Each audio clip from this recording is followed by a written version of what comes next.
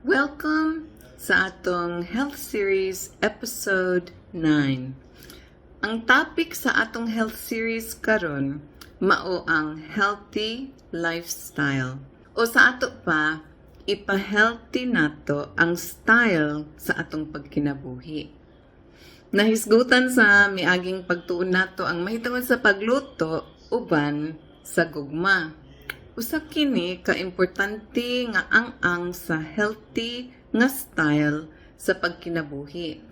Kay ang pagka-healthy kinahanglan nga diri manukad sa atong kaugalingong panimalay. Ug ang uban natong mabuhat aron makaluto kita uban sa gugma mao kini. Magplano. Kinahanglan nga advance ang pagplano aron makaluto kita uban sa gugma. Pagtanom. Magtanom kita og klase-klase nga mga lamas sa atong mga lama ug gamiton nato ang presko nga lamas sa pagpalami sa atong galutoon. Dili ang mga kargado og mga chemicals o mga tambok sama sa magic sarap, tuyo o daghang oil. Limita ang kadaghanon sa imong galutoon o tig-serve nga mga patayng pagkaon ug ipakargado hinuon ug mga buhing pagkaon. Pagtuon.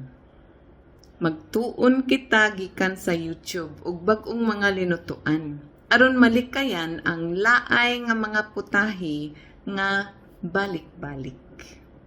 Ilahi og insakto nga panahon ang pagluto aron dili madali-dali ug makagawas pag-ayo ang mga lasa sa imong galutoon. Gamaya ra ang oil nga imong gagamiton. Ayaw ihuwad ang oil sa kawa. Taksa kini aron dili masobra. Ayaw subrahi ang kadaghanon sa imong galungagon o galutuon nga sudan.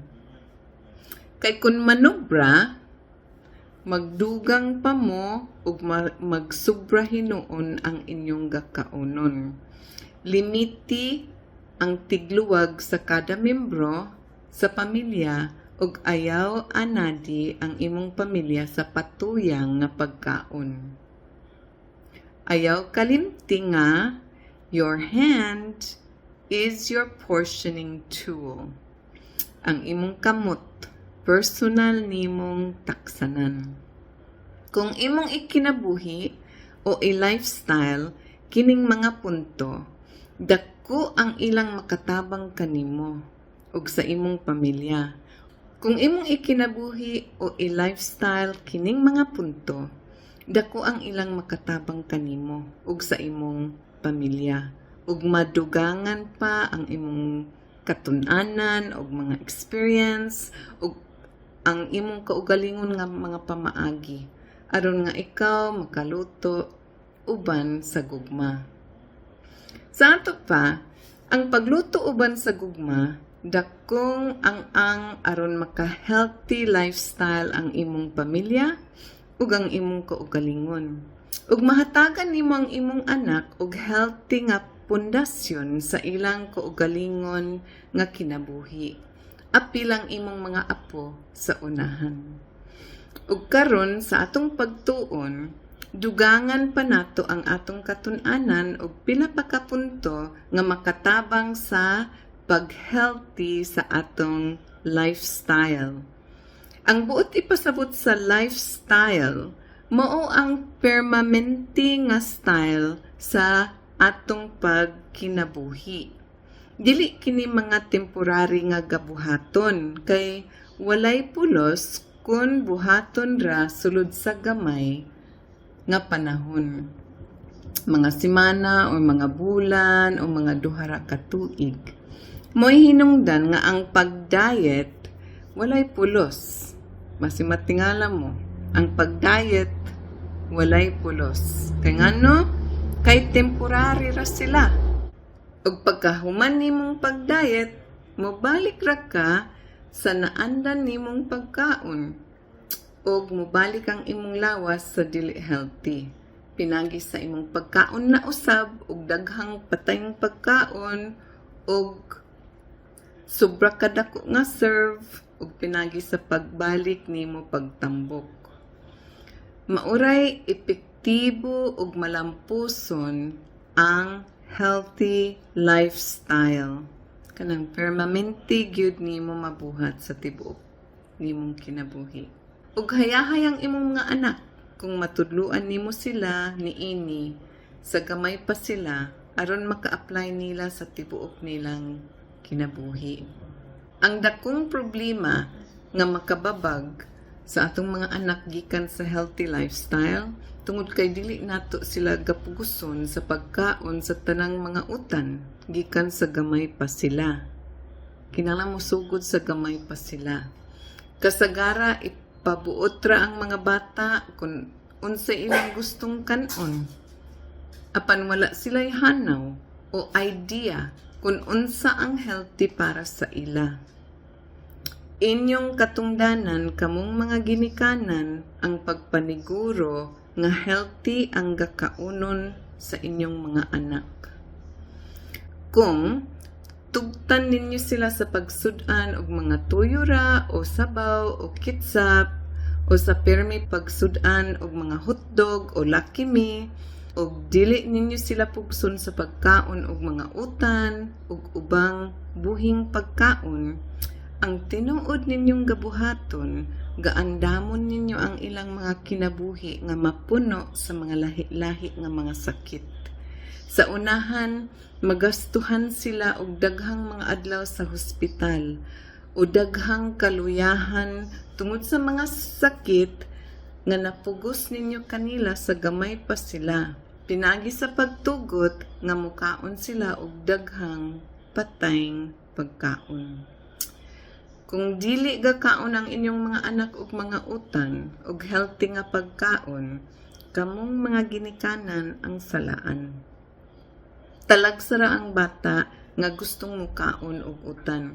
Busa kinahanglan nga tudluan nato sila sa pagkaon ug utan kada tingkaon. Primero, tudloi sila pinagi sa kaugalingon nimong panig-ingnan. Kinahanglan nga makita ka sa imong mga anak nga gakaon og daghang mga utan. Ikaduha, ayaw sila tudloi pinaagi sa kasaba o kaisog o pagbunal. Tudluin nimo sila sa pagkaon og mga utan, pinaagi sa mga bipong nga paagi, parehas sa mga premyo, mga pagdaig, ug hinay pag-istorya ug pag-eksplikar. Ikatulo, pagluto ug lami. Ayaw intawon ipaantos ang imong mga anak sa lain para kanila nga gakanon, kay murag silot man na. Ang kadaghanon sa mga bata, dili mo kaon sa mga utan kay gakalainan sila sa iyang lami. Klaro pa ang porma sa utan og makatukan kanila. Busa, pakadigwa in taon ang mga bata. Kada adlaw, kada kananan, pangita ka og mga linutuan nga angayan sa imong anak para daghan ang ilang makaon nga klase-klase nga mga utan. Parehas pananglitan sa utanon nga fritters na ay bagong recipe. Ang iyang recipe, bisan unsang mga presko nga utan, carrots, cabbage, sitaw, bisan unsang mga dahon, kamais, sayotis, sibuyas dahonan, kidkidon, o gagmayon, sagulan og itlog, o gamay nga harina, bula-bulahon, o pituhon sa gamay nga vegetable oil. Maura ang kinanglan nga kanon sa imong anak sa usa ka kananan, kompleto na kini. Dili kinanglan nga naapay rice kay kompleto kini sa tanang carbohydrates, vitamins, protein nga iyang kinanglan sa usa ka kananan. Daghan ang ilang makaon kay bibo man og kining vegetable fritters pulos man kini buhing pagkaon. Dili patay nga pagkaon parehas sa nakaagi og proseso. Pagkugi, pagpangita og mga linutuan nga bibo para sa imong mga anak ug gusto nila. Tanang mga bata pwede tudluan sa pagkaon ug mga utan. Basta permi idalit kanila og kung kapangita ka og kid-friendly nga mga recipes sa YouTube. Pareha sa vegetable omelette for kids, vegetable spaghetti for kids, vegetable hamburgers for kids, vegetable hot dogs for kids. Makita nato sa YouTube. Basta daghan kaayo mga pamaagi sa pagtudlo sa imong anak sa pagkaon og mga utan. Ug malipay gani sila kung makaluto uban kanimo. Parehas aning vegetable nga hotdog. Gibuhat kini gikan sa sinugbang talong nga gisagulan og itlog ug gibutangan og lettuce ug gamay nga cheese.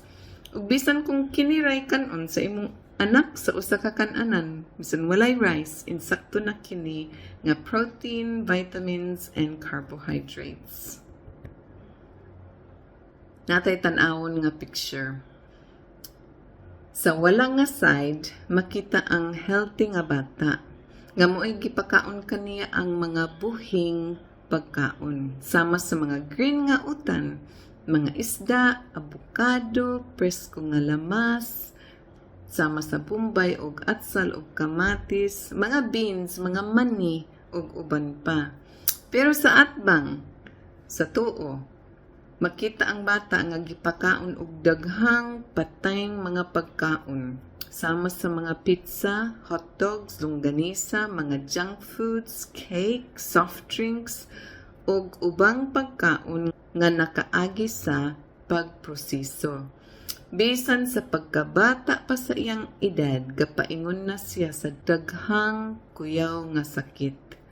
Ayaw kalimti nga ang buhing pagkaon mao ang tanang presko nga pagkaon ug ang patayng pagkaon mao'y gikan sa pagproseso, gikan sa mga pinutos o linata. Kitang mga ginikanan ang modelo ug facilitator sa gakaunon sa atong mga anak. Mga modelo kita kay kaawatan nila ang atong gakanon. Ug mga facilitator kita kay kita man ang gahikay o galuwag sa ilang gakanon.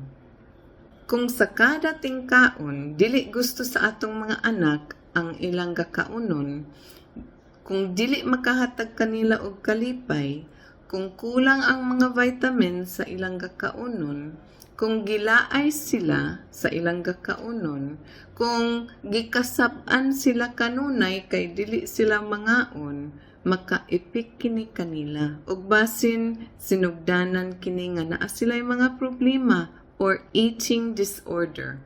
Dapat happy ug relax sila nga gakaon ug mapasalamaton ang tibuok pamilya ug ga-enjoy. Para healthy ang panghuna-huna sa atong mga anak, kinahanglan nga gakaon sila og mga utan, mga prutas, gainom og gatas, gakaon og itlog, og isda, og galikay sa junk foods. Okay kung mukaon, basin ka usa sa usa ka semana og junk food sa ting family day o kung naay bibo. Lahi-lahi ang gusto sa kada usa ka bata. Busa kada tingkaon, maayo kung andamon nimo ang kada usa nimong mga anak og sibo sa iyang unique nga gusto. Kung naa kay anak nga dili gusto og sinabawng isda, sugbaha lang ang iyang bahin. Kung naa kay anak nga dili gusto og linungag nga itlog, lutuin nimo siya og scrambled. Maayo kung maandaman ang kada membro sa imong pamilya, kada tingkaon ug mga pagkaon nga makalipay kanila ug magustuhan nila. Ang pagsigig kaon ug mga junk foods dako nga butang nga makahatag og problema sa mental health.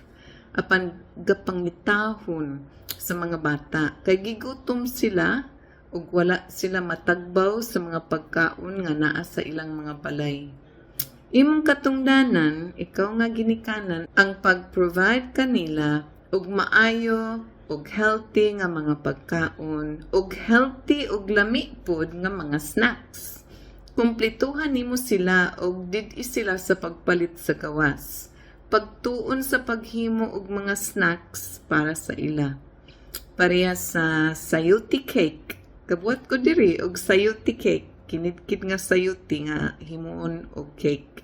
Sinumang kamuting kahoy, saging nga hot cake, cheese nga pan, ug ubang pang healthy snacks nga dali nimo ma-master kung mag-practice ka ug kung planohon. Naatay picture diri, tan-awon nato. Mga healthy kining mga bata. Makita sa ilang tin-awng mga mata, healthy nga timbang, hamis nga kutis, limpyong mga ngipon nga walay titib, ug sa ilang energy. Ug dili lang ang ilang physical health ang importante. Apan importante usab nga healthy ang ilang panghuna-huna ug healthy ang ilang pagtagad sa ilang kauban nga mga bata. Kinanglan silang tudluan sa dili pang daog-daog ug sa dili pag-bully ug sa dili maawayon. Apan maniguro sila nga maayo sila nga friends. Mga treasure nato ang atong mga anak, bahandi nato sila. Mga gasa sila nga gipiyal ka nato sa Ginoo sulod sa gamay ra nga panahon. Busa ato silang haguan sa pag-atiman ug sa pagtudlo. Puna ang kasing-kasing sa imong mga anak ug mga maayong memories. Mahitungod sa bibo ninyong panahon sa kusina o bibo ninyong mga tingkaon ug mahitungod sa imong pagpadako kanila diha sa healthy nga lifestyle nga dili nila hikalimtan sa tibuok nilang kinabuhi. Pangutana, unsa ang maayong nga vitamins para sa imong anak? Dako nga negosyo ang gaibaligya nga mga binutilya nga mga vitamins ug kasagara kalas sa imong kwarta. Na ako'y bagong giuban sa hospital nga pasyente dito sa Madonna ug nangutana ang mama sa bata kung unsay maayo niyang gamiton nga vitamins ug nagtubag ang doktora nga dili man ko garesita og mga vitamins, makakalastra sila sa imong kwarta. Daghang mga utan, pakana ang imong anak og mga utan.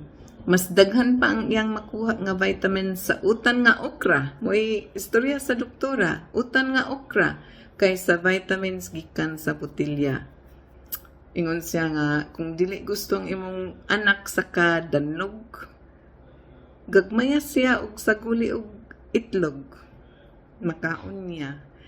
Kung gusto nimo nga kumpleto og vitamins ang imong anak, pakana siya og mga utan ug mga prutas. Ayaw kalasa ang imong kwarta pinagi sa pagpalit og mga binutilya nga vitamins. Mauray atong episode karon. Salamat sa pagpaminaw.